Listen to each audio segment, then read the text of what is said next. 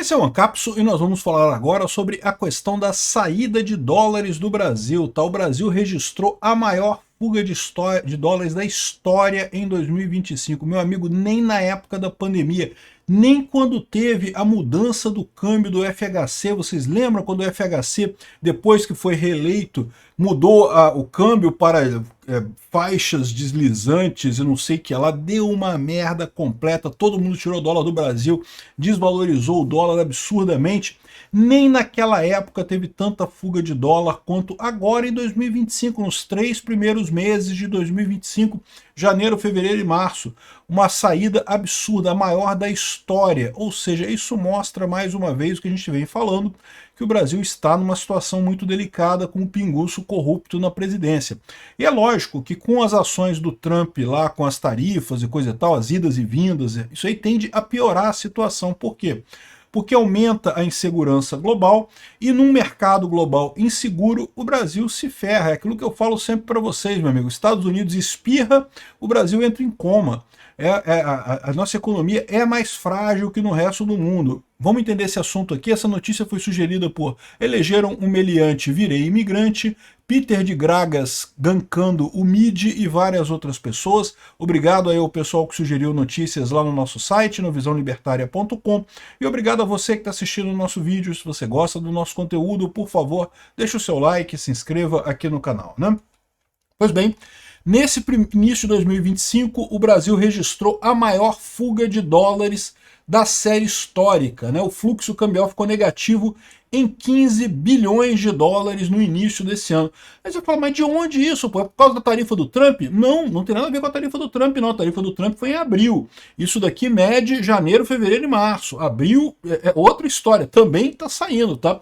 Você pode ver aqui a cotação do dólar, ó. Ontem bateu mais de R$ 6 o dólar, aí deu uma queda de novo, depois subiu outra vez, já está aqui em 5,80, ou seja, teve subida de qualquer forma em abril, a situação está piorando em abril, mas assim, o que a gente está falando aqui não foi sobre abril, foi sobre janeiro, fevereiro e março. Mas não é só isso, tá? Porque na verdade, no ano passado como um todo, a gente tinha falado que já teve uma saída de dólar grande, né? Depois daquele anúncio desastrado do plano de corte de gastos do Lula. Você lembra quando o Lula falou lá em outubro que ia cortar gastos e coisa e tal, mas não tinha corte de gastos nenhum, só tinha aumento de imposto e o corte de gastos era ridículo no final das contas.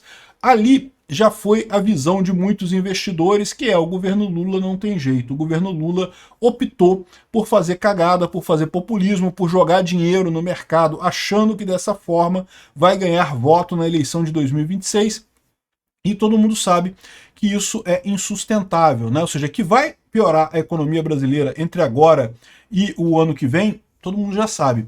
E a grande dúvida de todo mundo é aquilo que eu falo para vocês. O Brasil está ruim e está numa situação cada vez mais frágil com esse governo.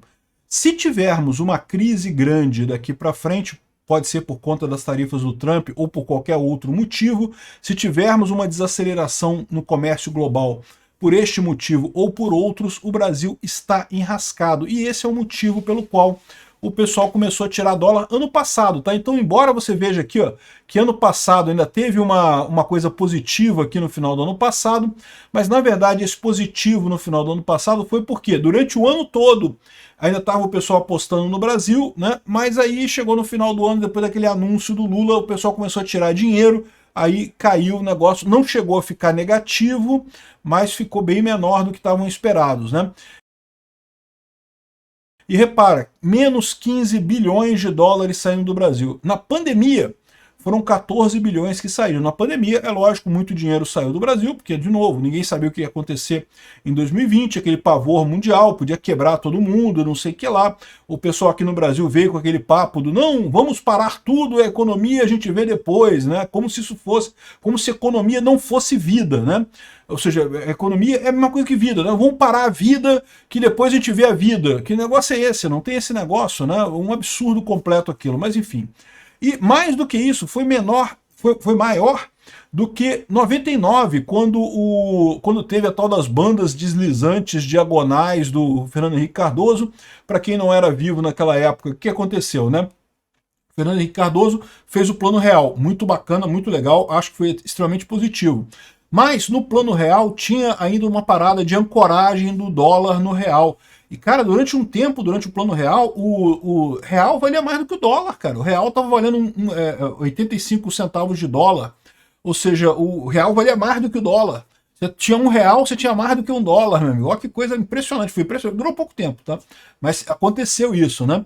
E só que não durou muito tempo, porque rapidamente o Brasil começou a ter problemas para manter essa tarifa, manter a conversão com o dólar. Aí o Fernando Henrique, ele estava em campanha para reeleição em 98, ele segurou aquela coisa, teve um prejuízo lá, queimou reserva para caramba para segurar, para conseguir se reeleger em 1998, conseguiu se reeleger. Fez igual a Dilma. No dia seguinte da reeleição, inventou uma história de que agora não tem mais a taxa oficial de dólar para real, agora é uma banda deslizante, diagonal, esotérica, não sei, eu nem lembro o nome que eles usaram para o negócio lá.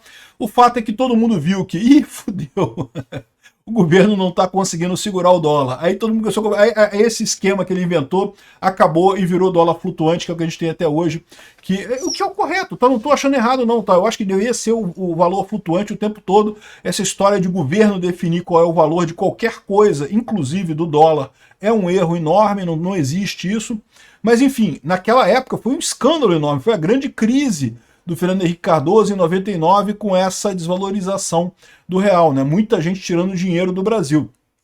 Então, aí depois melhorou, na época do Lula teve o boom das commodities, o Lula foi bem e coisa e tal, mas no final das contas agora foi a pior situação foi agora em 2025, realmente uma tragédia absurda. Aqui ó, é a maior fuga de dólares para março da história.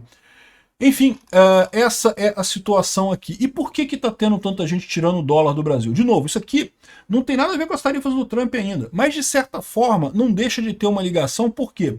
Porque as pessoas estão tirando o dólar do Brasil exatamente porque veem o governo brasileiro fragilizado. Desde aquele anúncio patético do pacote de corte de gastos lá atrás, o governo Lula tem feito aí, tem tentado segurar as coisas, não sei o que lá. A gente não sabe o quanto que eles estão queimando das reservas brasileiras, né? O Brasil tem reservas boas, isso é uma coisa positiva realmente, né? Se tiver um ataque especulativo contra o Brasil tem boas reservas para pagar aí 6 meses de juros da dívida, o que é uma boa reserva. Só que é aquilo que eu falo sempre para vocês, ninguém consegue viver de reserva, meu amigo, a menos que você tenha reserva para caralho, mas tem que ter muita reserva para viver de reserva, né? Não é o caso do Brasil. O Brasil tem boas reservas, mas não é nada que ele possa viver de reservas daqui para frente. Se você fica desempregado e começa a viver do dinheiro que você guardou, a menos que você tenha realmente muito dinheiro guardado, você vai se ferrar inevitavelmente. Rapidinho o dinheiro guardado acaba. E esse é o problema do Brasil. O Lula, para tentar manter a popularidade dele, tentou segurar o valor do dólar vendendo reserva, e está nessa vendendo reserva, porque o que está acontecendo é isso, continua saindo muito dólar. Mas como é que pode? O dólar tá parado aqui, né? Agora que deu uma subidinha, né? Agora, se você pegar aqui, se você vê aqui, né, no gráfico de um ano, né? Quando o Lula anunciou o pacote dele lá, começou a subir o dólar, subiu, chegou aqui a 6 e brau. Aí depois deu uma caída. Por que deu essa caída? Deu essa caída porque o governo começou a vender dólar, começou a vender reserva brasileira para segurar a inflação, para segurar o valor do dólar, senão continuava subindo isso, né? E continua saindo dólar e continua o governo vendendo dólar. Uma hora a nossa reserva não vai dar mais conta para isso. Usar reserva para manter o valor do dólar é suicídio, isso pode ser muito pior. Principalmente porque, lembra, tudo isso daqui, toda essa tragédia aqui é antes das tarifas do Trump. E qual que é o problema das tarifas do Trump? Tá aqui falando de novo, tá o Rei Dalio falando aqui, ó, ele vê um colapso único da vida da ordem econômica mundial daqui para frente. Eu não sei se vai ser isso, tá? É o que eu falo para vocês, eu deixo sempre claro que pode ser que seja um crash, pode ser que seja uma recessão forte, ou pode ser que seja só uma desaceleração da economia. Eu também tenho a opinião que a economia vai dar uma desacelerada no mínimo o resto desse ano. Pode ser que tenhamos uma recessão, pode ser que tenhamos uma recessão. Recessão é quando é uma desacelerada muito forte, né? Por pelo menos 2 períodos ainda, dois trimestres ainda. E pode ser um crash, um monte de empresa falindo, pode ser um crash ainda, a gente não sabe. Mas o Rei Dalio, que é um cara que tem uma experiência boa nisso daí, está dizendo que está vendo isso, e não só por conta das tarifas do Trump.